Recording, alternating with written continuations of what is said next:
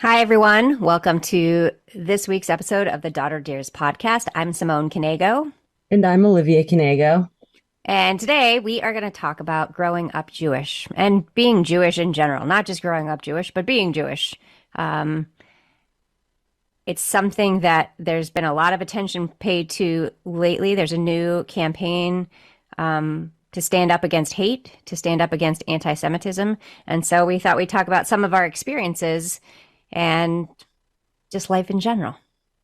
Yeah. You want to start it off? I mean, yeah, I guess. I don't even know how to. Growing up, we were in Hebrew school starting from whatever age. It felt like forever. So, although I only did Sundays. I know the older ones did Sundays and Wednesdays. I mean, then we also went to the religious daycare, but that's probably because it was the best daycare in town at the time, not necessarily because we were Jewish. Yeah, it was a really good daycare, really good facility, and really great people. So didn't and lots of people who weren't Jewish went there. It didn't matter. Yeah. But I never did Jewish day school. I just did Hebrew school. I know you did Jewish day school, so your experience is definitely different than mine. But I grew up.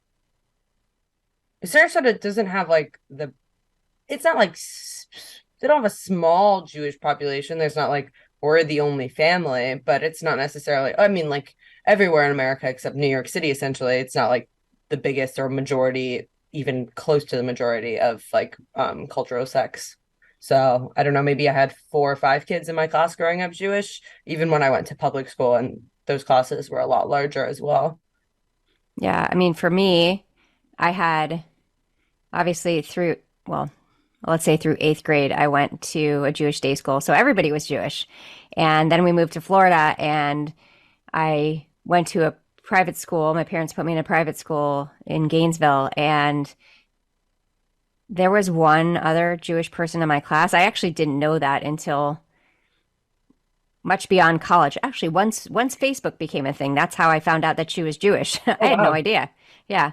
So it was kind of like really hard because I went from having this really strong community to then having people, there was definitely anti-Semitism in my high school. I still remember some of the things that, you know, especially there's one kid who would say nasty things to me about being Jewish, and I was like so not ready for that, even though like it's not like we didn't talk about it, Hmm. but it's nothing that I had experienced when I was younger because everybody that I was surrounded by, they were all Jewish.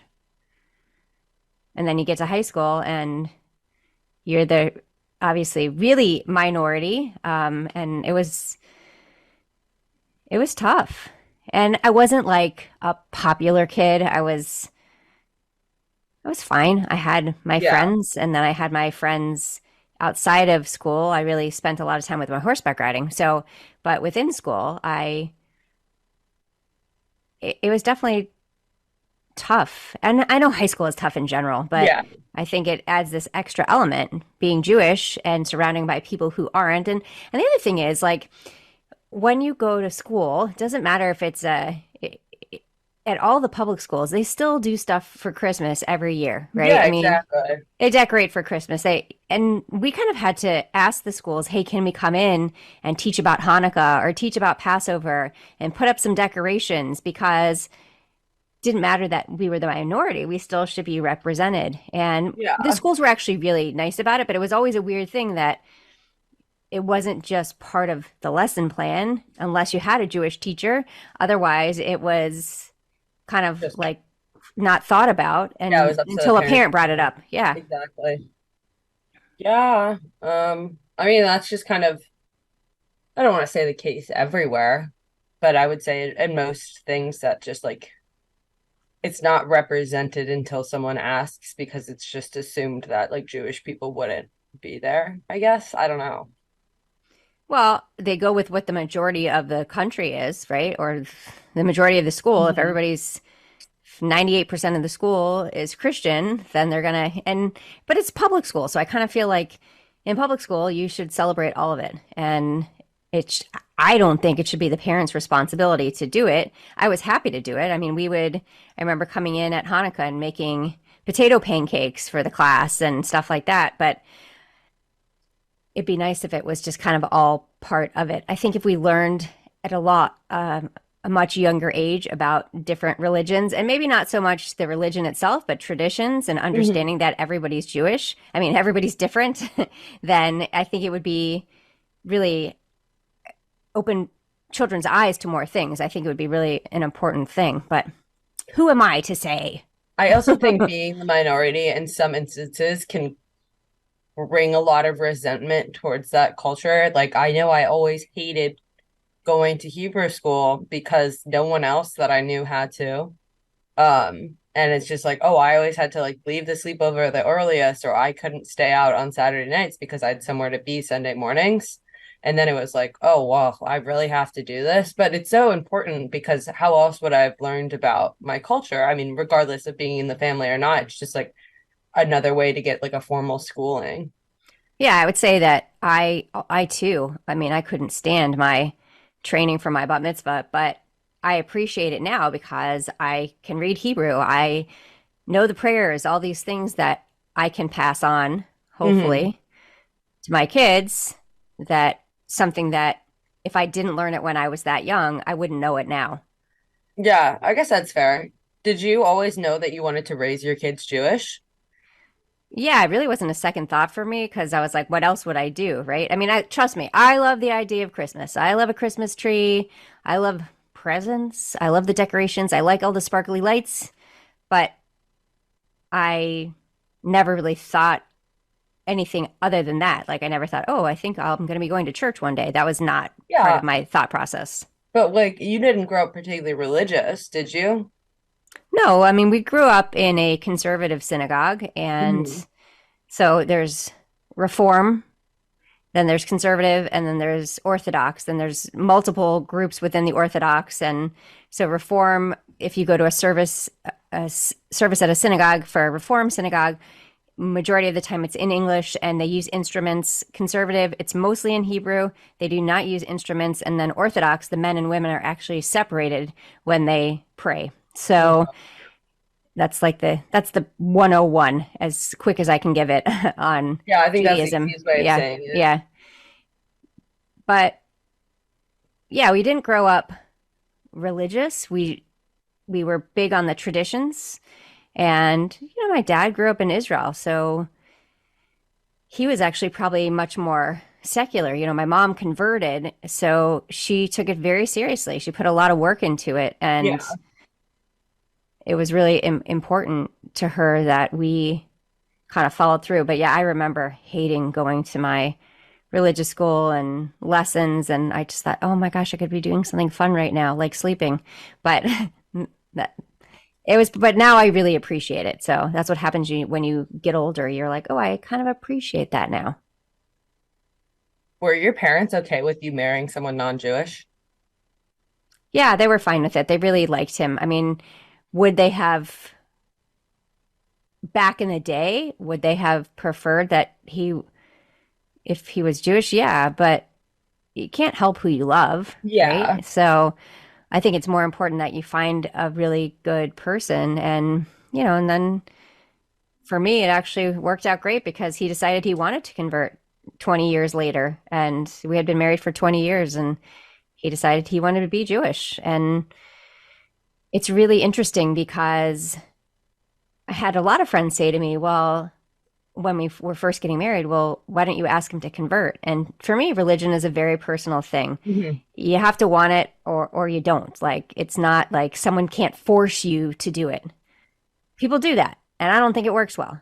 I No. think it really is that you have to want it for yourself because if you're already believing in something else, it's really kind of hard to change that mindset. So, but it was always, we it was always weird to me, like when we would have conversations about Jesus and that stuff. And I just saw it more from a completely different standpoint, not a religious standpoint, but a historical standpoint, which I would say probably most Jewish people see it from that standpoint. Yeah, I think so.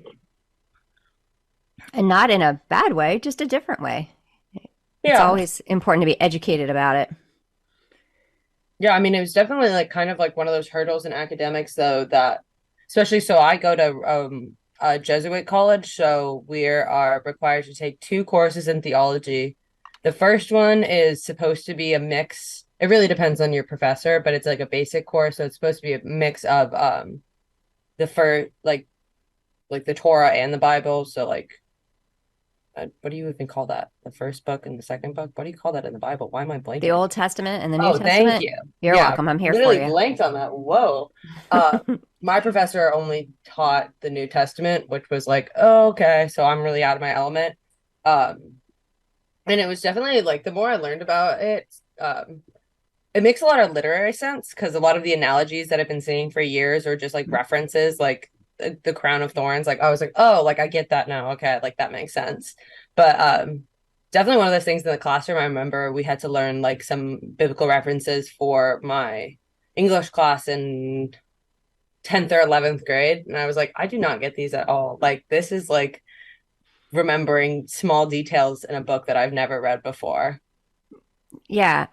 And again, I think that it is really important that we do not just celebrate other religions, but learn about them, especially Yeah. for kids, so that they understand that there's a big world out there and it's not just what you do in your house. It's people do things differently everywhere. But I think a lot of the problem when it comes to like teaching religious education, like about other religions, is that it's either very surface level or it's like very stereotypical. So once that Mm, person actually interacts with someone of that religion, they're like surprised at how different it is. Because I mean, I would say the average Jewish person isn't living their day-to-day life like strictly by the Torah. And I don't know, maybe you could say the same for a lot of other religions, but right. it's like sort of this like you have this narrative of a Jewish person built up in your head. Um, but that's often not the case, like of what that person actually is. When you talk about stereotypes, I have a funny story. I we were living in Texas and I had someone come to the front door and I think it was Latter-day Saints. I forget exactly. And they were handing out these pamphlets about the end of the world and that, you have to repent and all this stuff. And I said, okay, well, thank you. That's not my religion. I'm Jewish. And they were like taken aback. Are you a real Jew? And I said, I I'm not think, sure what that means, but I'm going to go with yes. They're like, do you look like a real Jew? And I literally had to show them that I didn't have horns on my head, and I'm not kidding. Like they had learned that Jews have horns on their head. Literally, I had the one woman touch my head to make sure there weren't any horns. I mean, that's how crazy it was. It's like, woo, okay, that's not even surface level. That's like crazy level. yeah.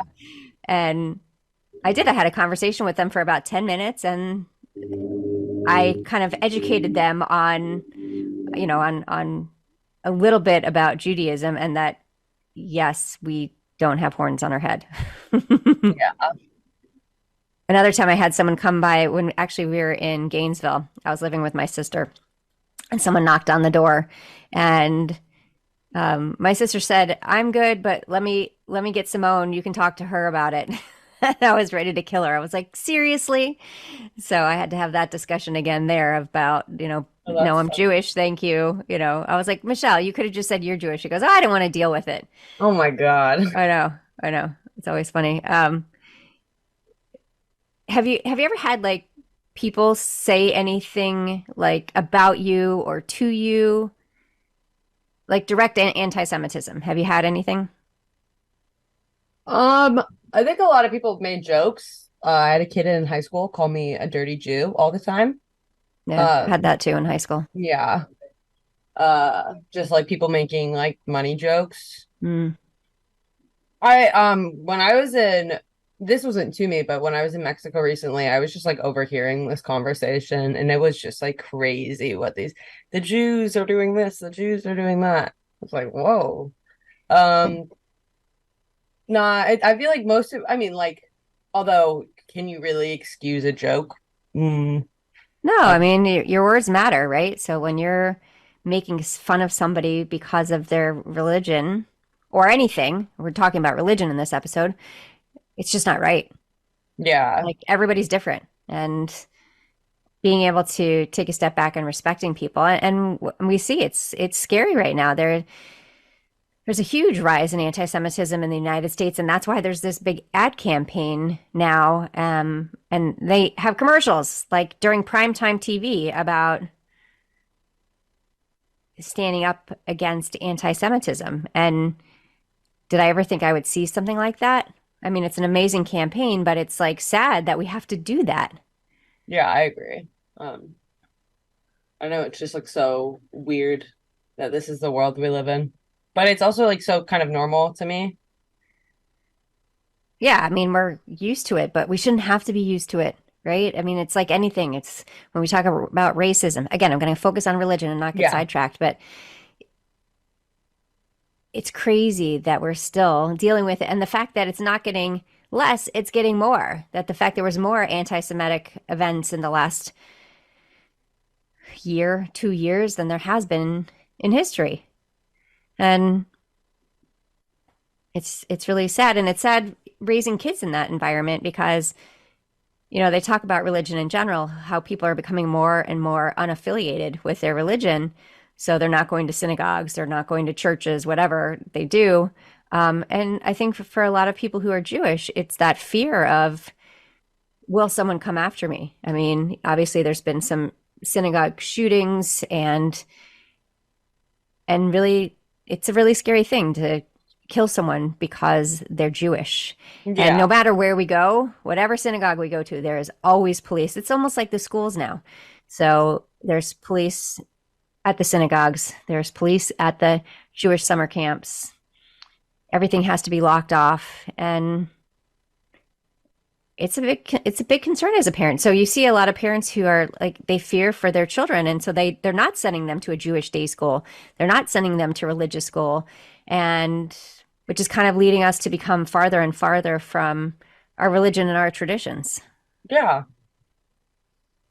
But I I really only experienced anti-Semitism really in high school. And high school is a tough spot anyways, but that was like my main thing with it. And I'm very open about being Jewish. So when I go to an event that isn't a Jewish event, I make sure when I'm talking to people and they ask me what I do, obviously I talk about being a speaker and an author, but I talk about my volunteer work and that I volunteer for the Jewish Federation because I want to make sure that I get that moment in there so that there isn't going to be an uncomfortable conversation later when someone says something negative about somebody Jewish or and I kind of feel like I mean maybe that's a my the way I protect myself, but I actually think it's a good thing to be able to say it, just put it out there that, hey, I'm Jewish and I'm proud of it. And that's it.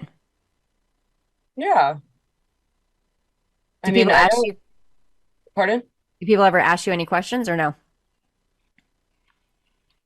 Sometimes, yeah. I mean, I guess it just depends. I think college is just like different, I guess, but also Fordham doesn't really have a prevalent Jewish population at all. So, and I don't know what it's like on the other campus. The other campus could be super accepting. It also could be like very anti-Semitic, but it's not like prevalent enough on our campus where I could like even speak on the subject of Yeah. Judaism. I know there's actually I don't know. I mean, we have Jewish studies here. I've seen a professor with the at the keep up before, and that's probably the extent. Yeah. I mean, it's good though. I mean, to have at least something at a Jesuit school, right? That brings in, and I mean, your school has lots of classes on different religions. It's not just one thing. It's So, not just one religion. It's the classes that are most available are about like Christianity, but they do have classes on everything. do you feel like you thinking back to when you were younger that you felt like you were missing out because we didn't celebrate Christmas? No. Yeah. Um, I still like to decorate. I love to decorate, but like that doesn't have anything to To do do with that, I guess. And it's I don't know. I just never got it. Like, I never got like the because we never had Christmas, so maybe I just don't understand like the magic around it. But I didn't feel like I was missing out on anything growing up. I mean, we still celebrated Hanukkah. Yeah. I would say when I was really little, we had a neighbor who I think they had 7 children, Oh my God. and they always had this massive Christmas tree. And with 7 children, there was always a ton of presents under it. And I think I was never jealous of it, but I was like, this looks really cool. Like, this is like it looks like a really fun family experience.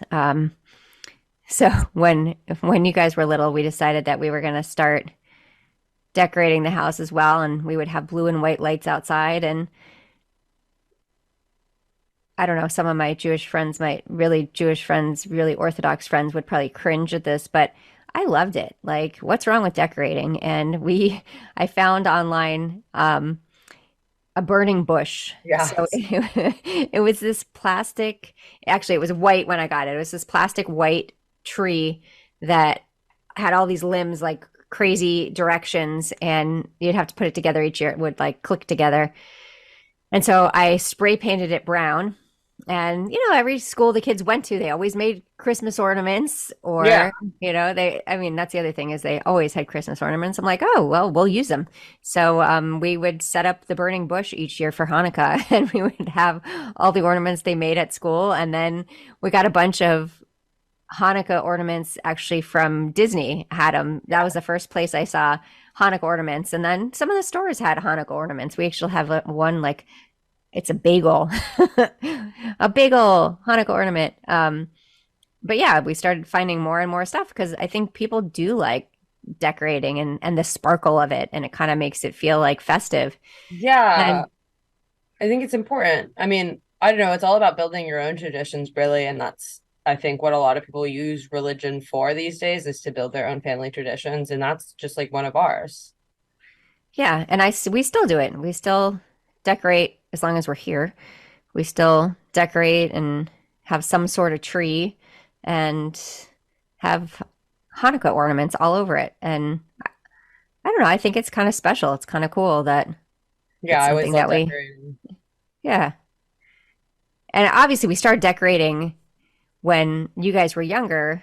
Rob's parents celebrated Christmas, so we used to go over their house to celebrate Christmas, and they always had me decorate the tree. It was actually the funniest thing. So I was always the one putting on the lights. I'm like, yes, you picked the Jewish girl to decorate the tree. But I think because I really enjoyed it, because it was something I never had to do when I was younger. So it was kind of like something special for me. So I got really good at decorating trees. That's funny. Yeah, it was fun. And honestly now, I mean, I don't know when all the kids are out of the house if we'll still decorate. I guess if you guys are coming home, we'll probably get lazy and not do it. But Yeah, and then you'll have grandkids and then you'll have to decorate your I house. know, I know.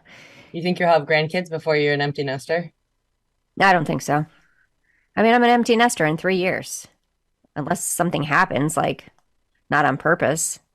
Fair enough. I'm a- Yeah, no, I don't think so. I think that's a little ways off. I don't So think that off. I would say if you were an empty nester in 5 years, then yeah, maybe you could. maybe, 5 years. maybe.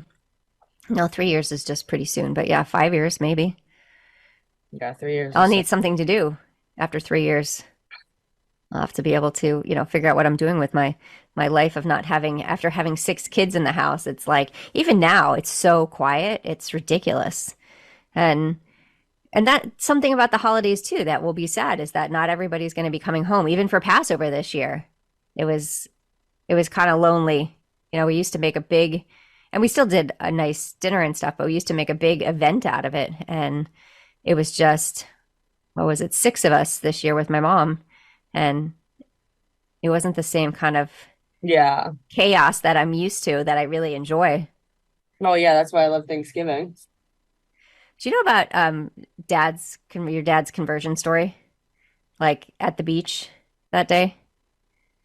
No. Okay, so I'll tell it. So, anyways, so Are we like I allowed to? mentioned that yeah, yeah, no, this is not a bad story. This is just this is actually a poor Rob story. So we were so we the way his conversion started was we were on a trip in Israel, and we were with this really amazing group of people, and he decided that it was the first time he felt like he was really part of a community.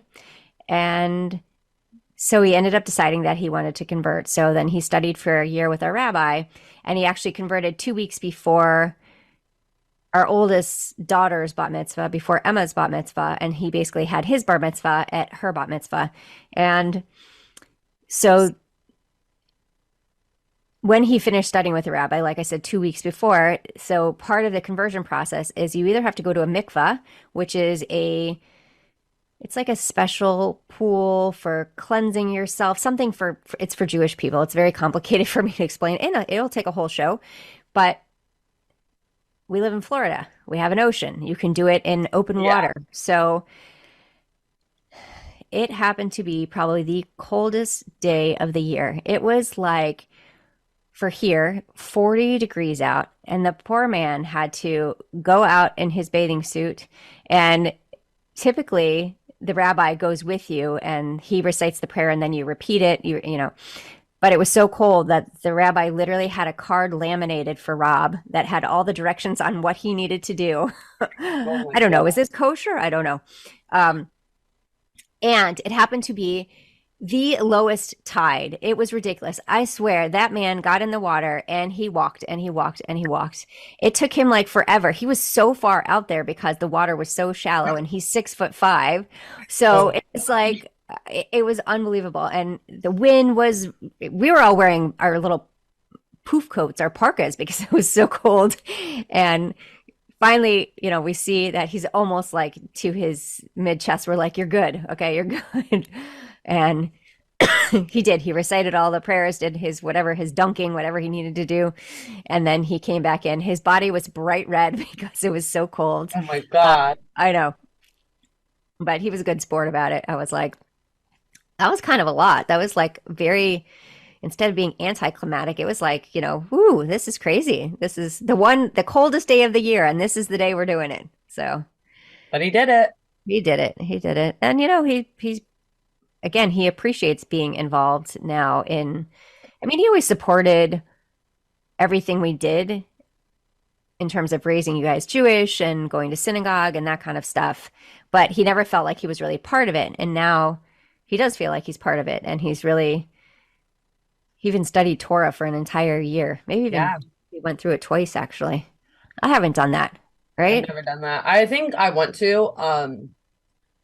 I I don't know if I want to like to connect more or just like of the idea of giving myself like a goal that I truly have to hold myself accountable to every single day. There's actually, it's kind of an interesting thing because you can do it in many different forms. Now, most people would tell you that to truly be reading Torah, you have to be reading Torah, not Yeah. listening to it. But that's kind of really I difficult. So think that's, God's probably like, it's fine.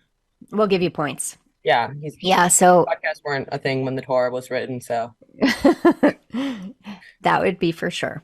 yeah. So that's what your dad did was he found a couple of different rabbis that he really liked that he listened to. And so it made it like he could do it when he was driving or he could do it even when he was working out. A lot of times I'd go in the garage and he'd be Yeah, and working I out remember like Torah and playing. learning Torah at the same time. So, he was good at multitasking for those things. But yeah, I don't know if I will ever commit myself to that. I think that's like a huge undertaking, but it is a good goal, right? I mean, it's a solid year of every day. Yeah, but like how huge of an undertaking is it? I probably listen to an hour of music every day. I definitely spend more than I would like to admit scrolling on It's apps. true. It's true. Yeah.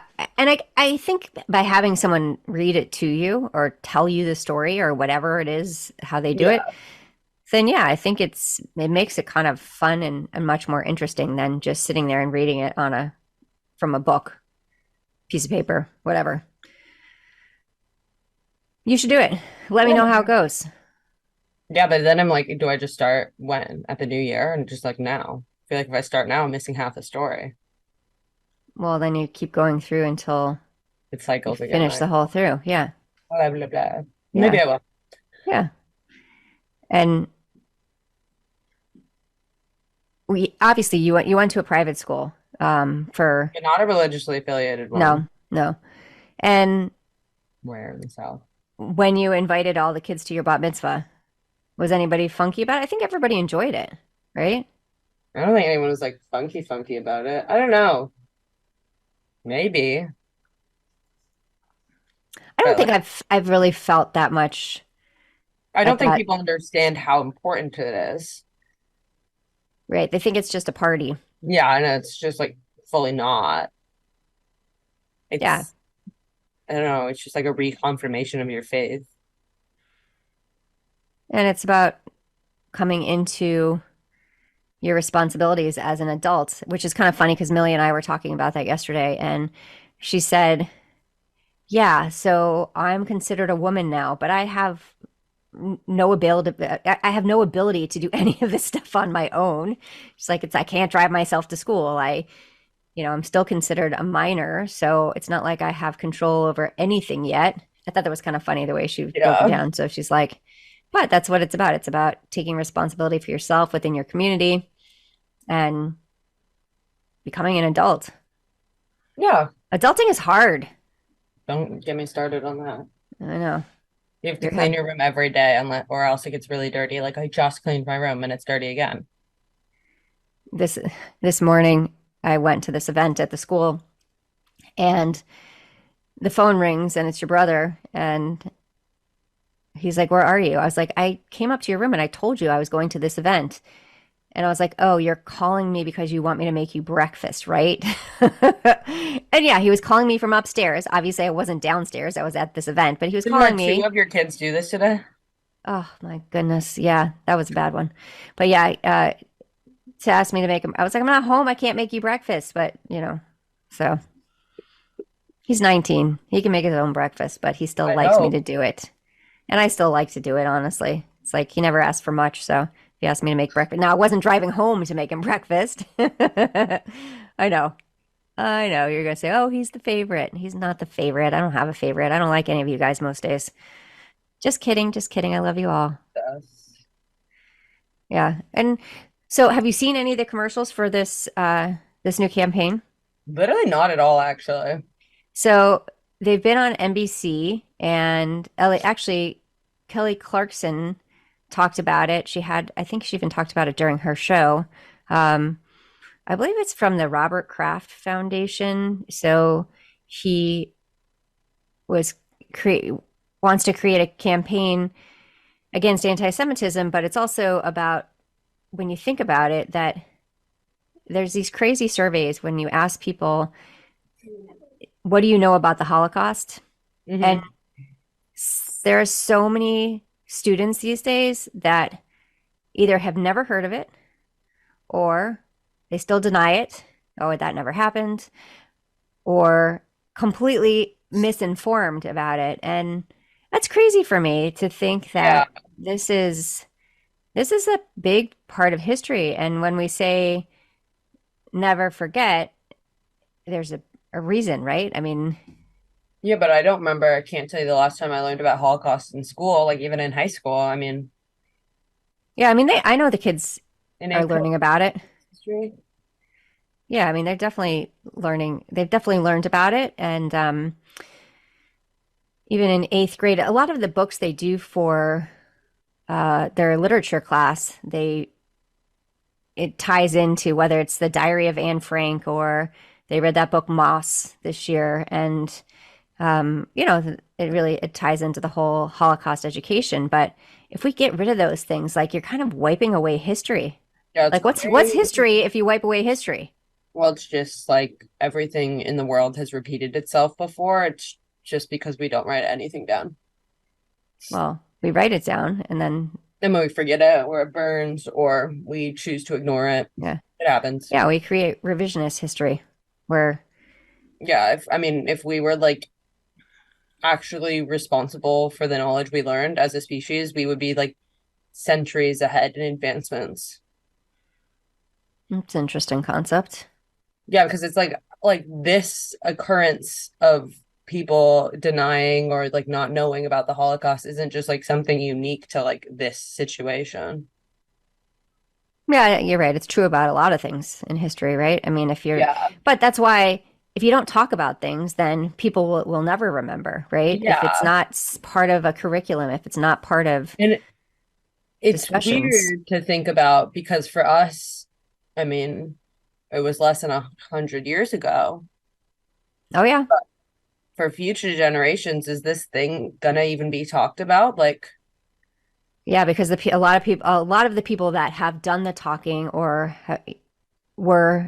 the Holocaust survivors. And now we're yeah, getting to a point where there's very few Holocaust survivors remaining because of their age. And so it's up to us to continue talking about it. It's up to their children and their grandchildren and to make sure that we don't forget and that we don't allow something like this to happen again. And it's really scary to me when you see the rise in anti-Semitism that you think, okay, what's going to be the next thing? And I hate to think that way. I mean, I typically don't think that way, but it seems like there's so much hate speech these days that we have forgotten how to be kind to other people and accept other people for who they are. I don't know why anybody would care that I'm Jewish. I just don't understand yeah, why that affects anybody else's life. I am not asking anybody to join my religion. I am not pushing anything on anyone else. I'm living my life. And, there's all these things in history about, the Jews and the bankers. They have all the money. And you know what? When you look at history, it is people who are Jewish, and it's just a stereotype, right? I mean, there's lots of people who are successful who are Jewish.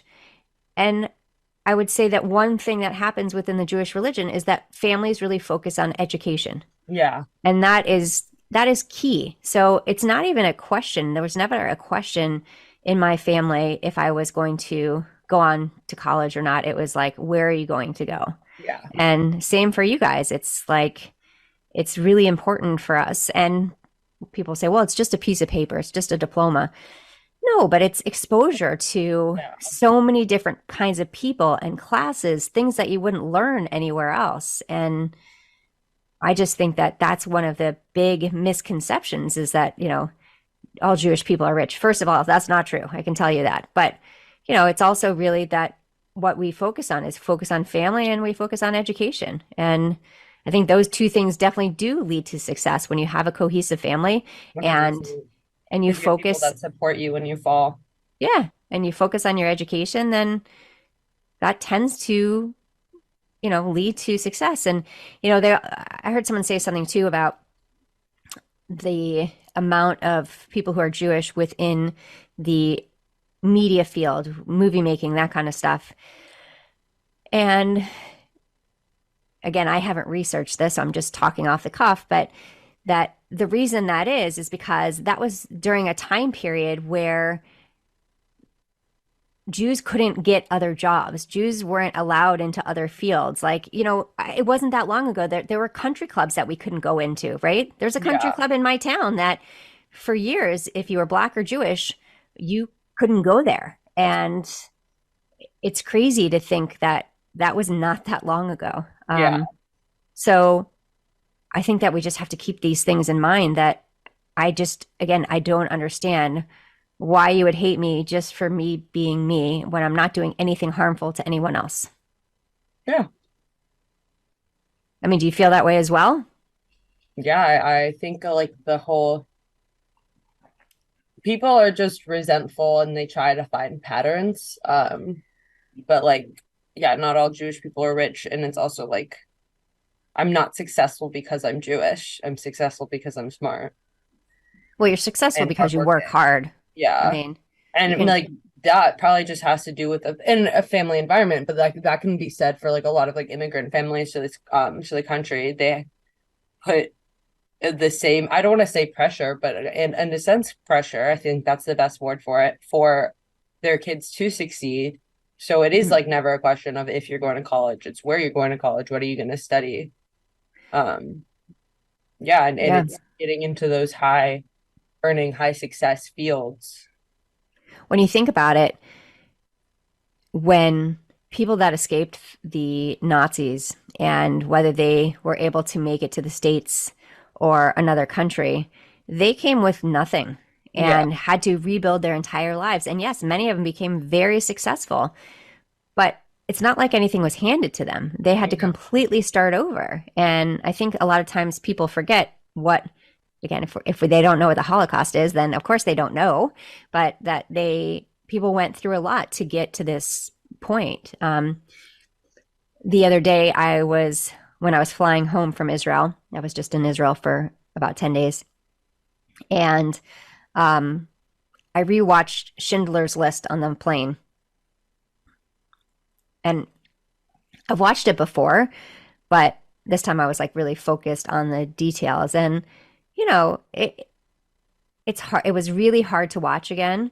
Hmm. But having people who weren't Jewish who really saved people's lives, I mean, that's why our religion can continue. That's why our people can continue, is because the big hearts of people who didn't look at Jewish people and say, "You dirty Jew." They would looked at people and said, "You're human. I want to help you." And I wish we could really focus on that as a community, that like we're all human. Let's help each other out instead of tearing each other down because of something that really has no bearing on that other person's life, right? I Yeah. mean, me being Jewish does not affect anyone else. I mean, it Yeah. affects my children. That's about it. Yeah, no, I agree. I agree. So that was kind of maybe like a more somber kind of episode today, huh?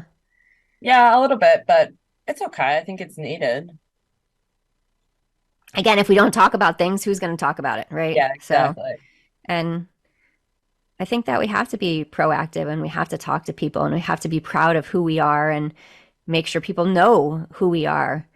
And I'll leave you this with this one last thing. I saw this, I think she's a news reporter on CNN, and her son, the way he decided to combat anti-Semitism is he started to wear his Jewish Star David necklace, everywhere he went. And she was actually a little worried at first because if that's the first thing people see, and you're worried about someone attacking you because you're Jewish, but he felt that it was a really important thing for him that's a way that he could do his part in making sure that people knew that he wasn't going to hide. He wasn't going to run away from, he's proud of who he is and he wanted to put it all out there.